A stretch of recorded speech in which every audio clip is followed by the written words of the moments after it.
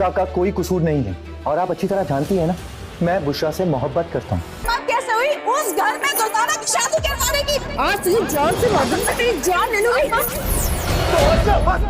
बाहर में गई आपकी ऐसी मोहब्बत। उस घर में तुम्हारी बड़ी बहन की डोली नहीं गई और मैं तुम्हारी डोली वहां हरगिज नहीं जाने दूंगी। नौकरी के नाम पर तुमने मुझसे झूठ बोला, शर्म तो नहीं आई तुम्हें? इस सब में बुशरा का कोई कसूर नहीं है और आप अच्छी तरह जानती हैं ना, मैं बुशरा से मोहब्बत करता हूँ। बात कैसे हुई? उस घर में दुल्हना की शादी करवाने की। आज तुझे जान से मार दूंगा, तेरी जान ले लूंगी। बाहर में गई आपकी ऐसी मोहब्बत। उस घर में तुम्हारी बड़ी बहन की डोली नहीं गई और मैं तुम्हारी डोली वहां हरगिज नहीं जाने दूंगी। नौकरी के नाम पर तुमने मुझसे झूठ बोला, शर्म तो नहीं आई तुम्हें?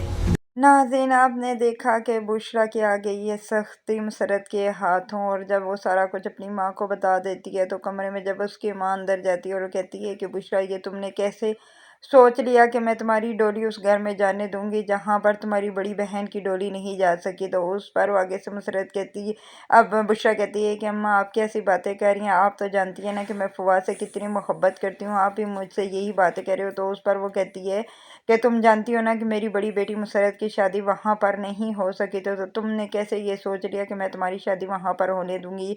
ये कभी भी नहीं हो सकता। मैं तुम्हें अभी बता रही हूँ कि तुम अपने दिल से फवाद की मोहब्बत दिल से निकाल दो, नहीं तो तुम्हें बहुत पछताना पड़ेगा। तो उस पर आगे से बुशरा कहती है कि अम्मा बस करें, एक आप ही तो हैं, मैं आपसे उम्मीद लगाए हुए हूँ कि आप मेरा साथ देंगी, लेकिन आप भी मेरा साथ नहीं दे रही। तो उस पर उसकी माँ कहती है कि मैं तुम्हारा साथ कभी भी नहीं दूंगी। तुमने तो मुझे नौकरी के नाम पर इतना बड़ा तुमने मुझसे झूठ बोला और तुम नौकरी के बहाने बाहर जाकर किससे मिलती रही, तो मुझे खबर ही नहीं थी। अगर मुझे आज ये सब कुछ मुसरत ना बताती तो मुझे कभी भी नहीं पता चलता। तो उस पर आगे से बुशरा कहती है कि अम्मा मैं कभी भी फवाद से नहीं मिली, मैं वाकई नौकरी करने जाती थी, लेकिन हाँ मैं फवाद से बहुत मोहब्बत करती हूँ, उसके बगैर मैं ज़िंदा नहीं रह सकती, लेकिन मैं आप लोगों के खिलाफ भी नहीं जा सकती। तो उस पर उसकी माँ कहती है कि बस करो, शर्म करो, तुम्हारी आंखों में से तो शर्म बिल्कुल ही जैसे ख़त्म होकर रह गई है। तुम तो कैसे उसका नाम ले रही हो? तुम्हें तो चाहिए था कि अगर तुम्हें वो कहता भी तो तुम ये उसे कहती कि तुम्हारी बड़ी बहन की वहाँ पर शादी नहीं हुई, तो कहती कि मैं भी वहाँ पर शादी नहीं कर सकती। तो उस पर आगे से बुशरा कहती है कि अम्मा